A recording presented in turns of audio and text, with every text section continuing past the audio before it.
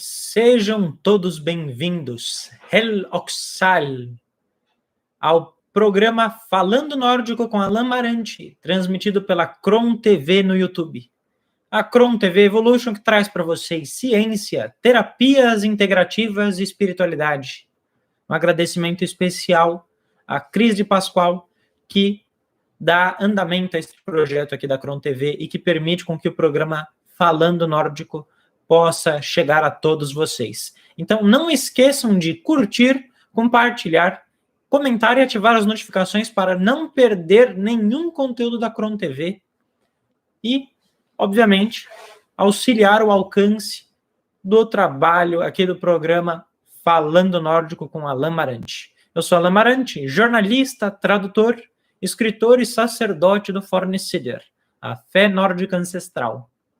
Fundador do projeto cultural Caminho Nórdico, que é um projeto cultural que atua com traduções de textos em nórdico antigo, com o trabalho da runologia, que é o estudo histórico rúnico, com a ciência relacionada ao estudo do Fornecider e, obviamente, a prática do Fornecider, que é exatamente a religiosidade escandinava tradicional.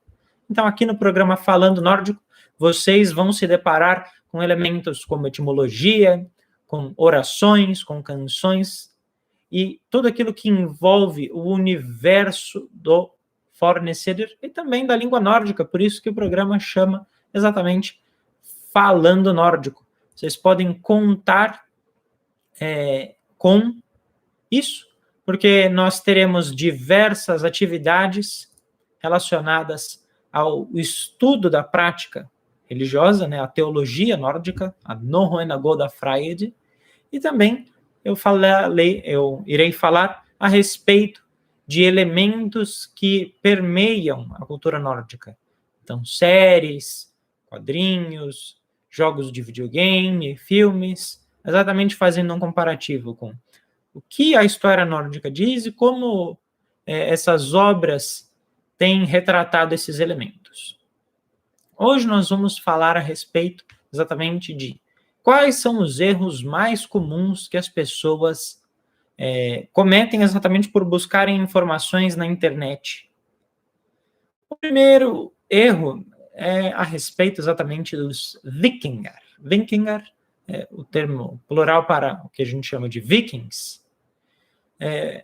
Os vikingar não são uma nação. Vikingar era uma profissão de um período histórico específico da Escandinávia, que é a Era Viking, que vai exatamente do século VIII ao século XI, onde os nórdicos, tanto os dinamarqueses, quanto os noruegueses, quanto os suecos, eles estavam expandindo seus territórios, eles estavam invadindo locais da Europa, principalmente o centro da Europa, focando-se na região onde hoje é a Alemanha, e também em regiões como a Inglaterra, a Escócia e a Irlanda.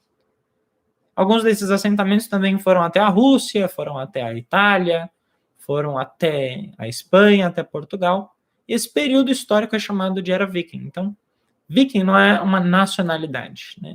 Uma pessoa que nasce na Escandinávia não é Viking, né? Viking é exatamente uma profissão, uma atividade que era exercida nessa época, do século VIII ao século XI, e as pessoas que eram exatamente os bandoleiros estavam realizando essa arte de incursão. Então, existiam outras profissões, obviamente, existiam artesãos, existiam fazendeiros, existiam criadores de gado, produtores de tecido, todas as atividades medievais relacionadas com a vida local eram comuns. Então, o vikinger, muitas vezes, ele não era isso o tempo todo. Ele saía para as incursões, ele ia até os locais onde ele fazia os saques, onde ele fazia os comércios, onde ele fazia as trocas, e depois ele voltava para cuidar das ovelhas, para criar porcos, para plantar o milho, para plantar o centeio, para produzir a cerveja. Então, esse é o primeiro e mais comum erro que as pessoas cometem, é exatamente pensar que todos os nórdicos eram vikings, né? E, na realidade, isso não é real. O segundo erro mais comum são a respeito das runas, né? O termo nórdico antigo é runar. Runar significa conselhos ou insígnias arcanas, ou literalmente letras. Existem vários sistemas rúnicos diferentes que variam conforme a língua, a época e o local. Então, geralmente na internet as pessoas falam muito sobre o Elder Futhark, que é um conjunto de 24 caracteres rúnicos, e as pessoas falam que essas são as runas vikings. Não. O Elder Futhark é um sistema rúnico que se encerra no século V. A Era Viking começa no século VIII, ou seja, existe sim um sistema rúnico que era usado na Era Viking, que é o Younger Futhark, um sistema rúnico de 16 caracteres. Eu falo bastante disso na minha página, no Caminho Nórdico, que vocês podem encontrar, né, facebook.com/Caminho Nórdico ou @Caminho Nórdico no Instagram. Lá existem várias postagens a respeito das diferenças, e nós vamos falar um pouquinho nos nossos programas exatamente sobre as particularidades dos caracteres rúnicos.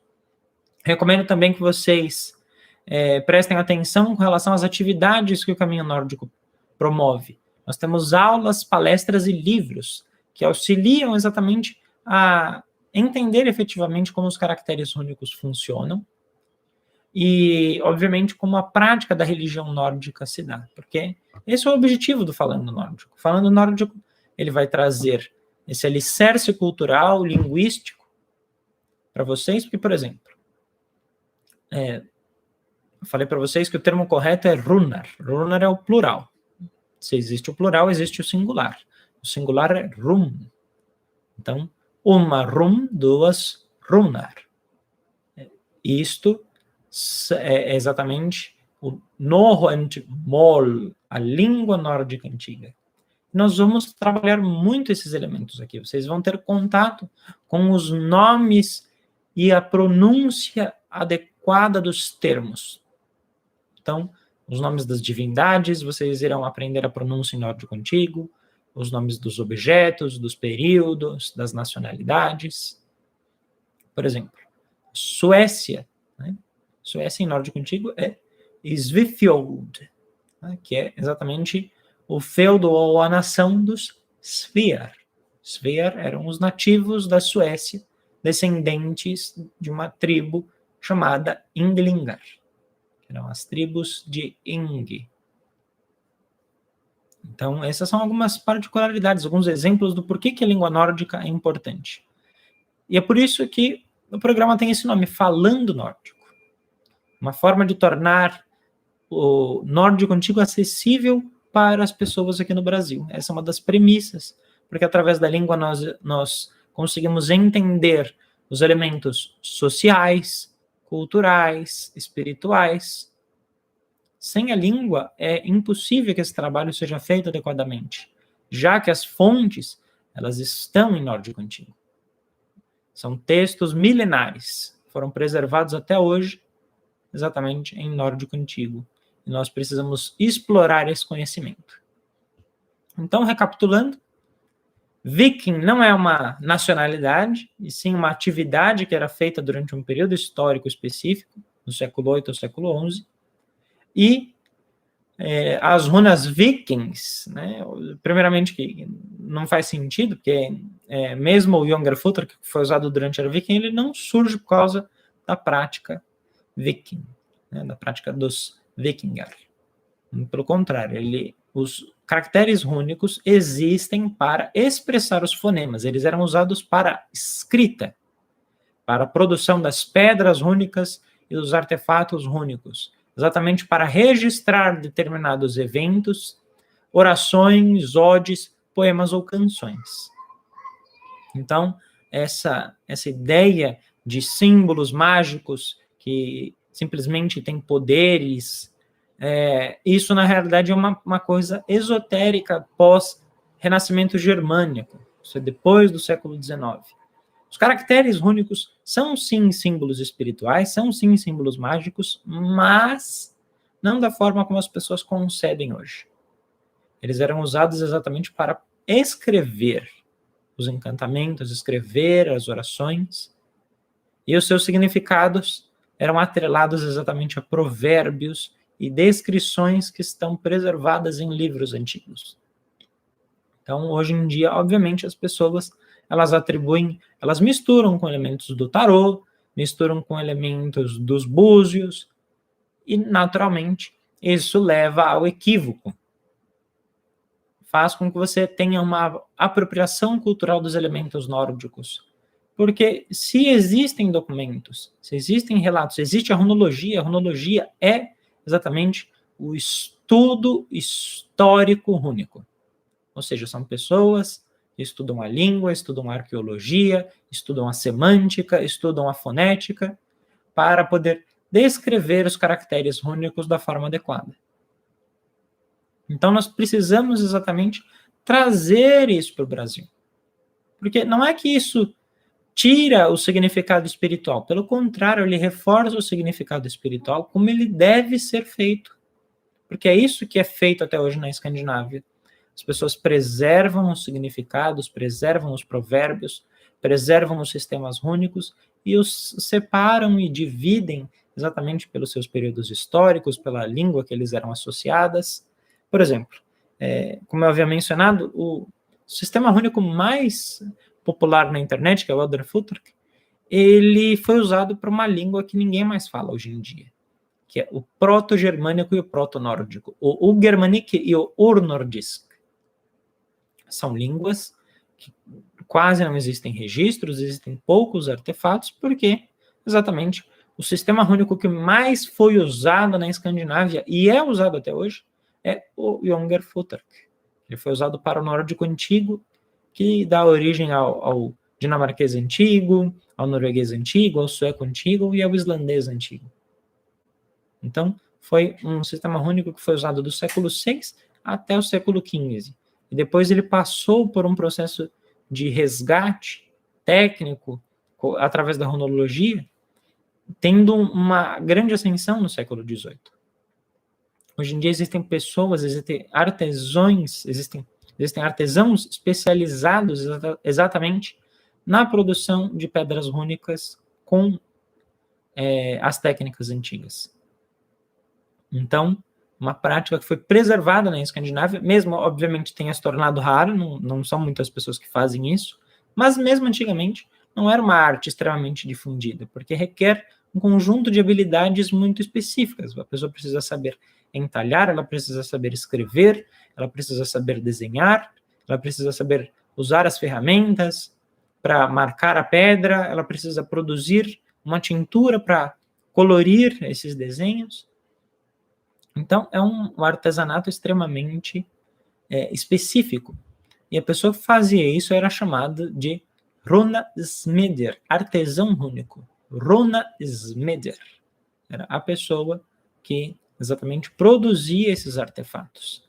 Então, eram pedras, eram anéis, eram pingentes, exatamente com as inscrições rúnicas. Eram fragmentos de madeira, eram entalhes em barcos, entalhes em espadas, no remo, numa infinidade de objetos. Mas o que é comum é que simplesmente a pessoa não ia lá e desenhava um símbolo rúnico ou pegava e misturava vários símbolos rúnicos e tentava fazer um desenho. Não, existiam frases que eram escritas nesses artefatos. Essas frases eram exatamente o poder dos caracteres rúnicos. Porque senão elas são simplesmente letras soltas. E é isso que precisa ser efetivamente trazido para o Brasil. A runologia, ela é essencial. É um dos trabalhos, tanto do Caminho Nórdico, quanto aqui do projeto, né, e do programa Falando Nórdico aqui na Cron TV. Vocês vão ter contato com isso. Um terceiro equívoco talvez muitas pessoas não façam ideia exatamente, que é imaginar que a história nórdica ela é mitológica, né? Ela tem uma característica parecida com a história grega, né? de mitos. Na realidade,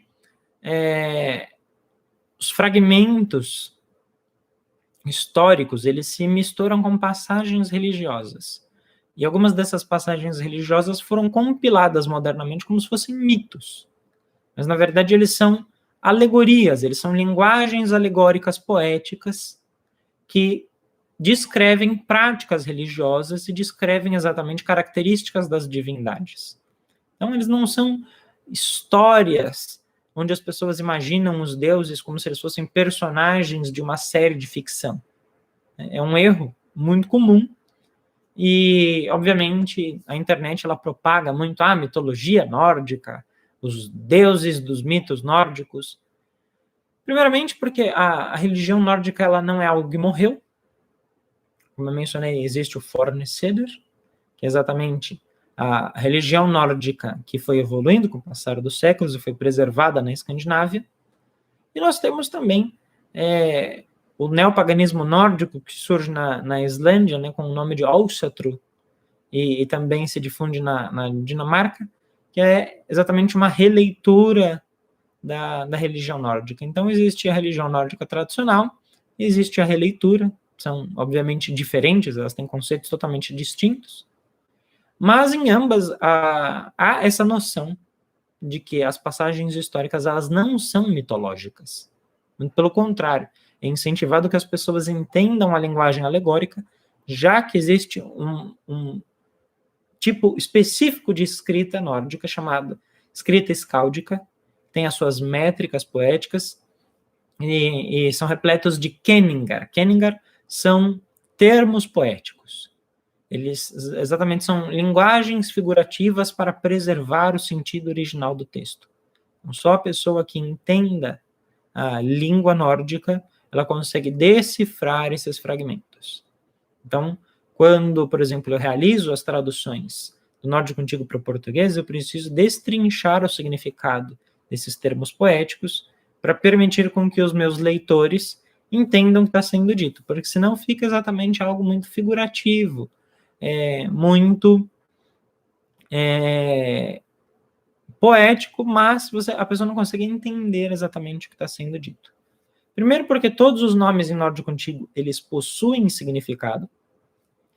Num segundo momento, nós temos o fato de que existem vários termos em nórdico antigo que não existem em outras línguas. E o terceiro é exatamente essa linguagem poética que nem sempre ela consegue ser traduzida e explicada com maestria em outra língua. Vou dar um exemplo. Quando alguém fala, por exemplo, boca de gigante. Boca de gigante é uma expressão usada para descrever o fogo. Porque o fogo devora tudo. E os Rissar, que são os gigantes das montanhas, né? Não confundir com os Jotnar, que são os gananciosos, são forças diferentes. Nos programas, vocês podem ficar tranquilos que nós vamos abordar todos esses termos, nós vamos falar a respeito das criaturas, nós vamos falar a respeito, inclusive, das representações antigas e modernas deles, mas só para vocês entenderem, existem criaturas que são chamadas de Rissar, que são os gigantes, são seres realmente colossais que habitam as montanhas, exatamente como eles devoram tudo, eles comem, eles são muito glutões. Os nórdicos deram um nome para o fogo, que é boca de gigante, porque é exatamente o fogo, quando ele se alastra, ele devora tudo no caminho. Então, se a pessoa pega ali o texto, né, e ela vê lá, boca de gigante, e a pessoa que fez a tradução do texto só fez a tradução literal, e ela não tem familiaridade com a língua nórdica, efetivamente, ou simplesmente ela pegou uma tradução da língua inglesa, e ela não foi a fundo, ela nunca vai saber que boca de gigante significa fogo. Isso são os kenningar, são os termos poéticos. Por exemplo, caminho da serpente. O caminho da serpente é uma expressão para o monte funerário, o lugar onde uma pessoa importante é enterrada. Então, caminho da serpente, exatamente o túmulo ou a própria morte, dependendo do contexto. São exemplos. Existem milhares de expressões em nórdico antigo, por exemplo, né, o caminho da serpente, em nórdico antigo, é Grafseidisgata. Grafseidisgata é o caminho da serpente. Então, essas expressões, elas muitas vezes fazem com que uma pessoa que não tenha familiaridade com a cultura nórdica e com a língua não consiga entender. E é por isso que no projeto Caminho Nórdico, que dá continuidade no seu trabalho aqui com o programa Falando Nórdico, eu vou trazer para vocês esses elementos. Uma outra coisa que eu acho importante mencionar é histórias em quadrinhos e videogames não são fontes para entender absolutamente nada da história nórdica. Então, jogos como Assassin's Creed Valhalla, God of War, ou o Thor da Marvel, nada disso tem qualquer critério histórico. Obviamente, eles pegam bases, mas não é critério para a compreensão da história nórdica. Vocês precisam entender, isso é ficcional. Então, ficcional, ele tem liberdades poéticas para adulterar tudo que foi interessante e promover exatamente as ideias do roteiro da pessoa que criou. Mas ninguém deve levar isso em consideração como algo histórico, como algo fatídico, como algo que tenha exatamente reflexo da história nórdica. Até mesmo a série de televisão Vikings, que é baseada em sagas que são documentos históricos, né? As sagas têm mais de 1000 anos. Ali exatamente a maior parte dos elementos ali é ficcional. Ele tem representações históricas que são baseadas na realidade, mas, por exemplo, os cortes de cabelo não são históricos, às vezes o nome de alguns personagens são nomes inventados, baseados em nomes reais, a história de vida deles não foi daquele jeito, e até mesmo às vezes vestimentas ou algumas passagens históricas, elas são baseadas na história e não efetivamente a história como deveria ser. Então, mas foi feito pelo History Channel. Tá, o History Channel, por mais que seja um canal que promove a história, é uma série ficcional, ele deixa isso claro. Então, nós precisamos tratar esses elementos como tal. Esquecer essa questão de videogame, de série, de filme, porque se nós vamos entender a cultura nórdica, nós precisamos olhar para o quê? Para a história, para a arqueologia, para a língua e para a Escandinávia hoje. Porque existem museus, existem artefatos, existem especialistas, e muitos desses objetos estão preservados lá. Então, eles conseguem contar essa história de forma viva. Porque se nós nos guiamos pela mitologia de blog de internet ou por série de televisão, nós vamos cometer dezenas de erros e é desrespeitoso com a cultura nórdica. Muitas vezes as representações são ofensivas. Obviamente, nós precisamos lembrar como os povos nórdicos fizeram frente e lutaram contra o cristianismo durante séculos. Tem uma ideia de barbárie e de atraso com relação a eles, que foi preservada pelos historiadores, e não se enganem, não é porque hoje em dia nós temos uma série de recursos que o pensamento histórico mudou muito. No Brasil, por exemplo, a maior parte das instituições de estudo histórico, elas têm um viés cristão muito forte. Então, elas vão menosprezar as expressões religiosas nórdicas, elas vão tratar os nórdicos como se eles fossem bárbaros e atrasados, como se eles fossem retrógrados e não tivessem nenhum progresso, e a história deles só tivesse realmente ascendido depois da chegada do cristianismo no século 13 e 14. Então, nós não podemos simplesmente sair acreditando em tudo que tem pela frente. Por quê? O Brasil, ele teve a sua construção acadêmica exatamente em cima do quê? Das igrejas, as igrejas que faziam os centros educacionais.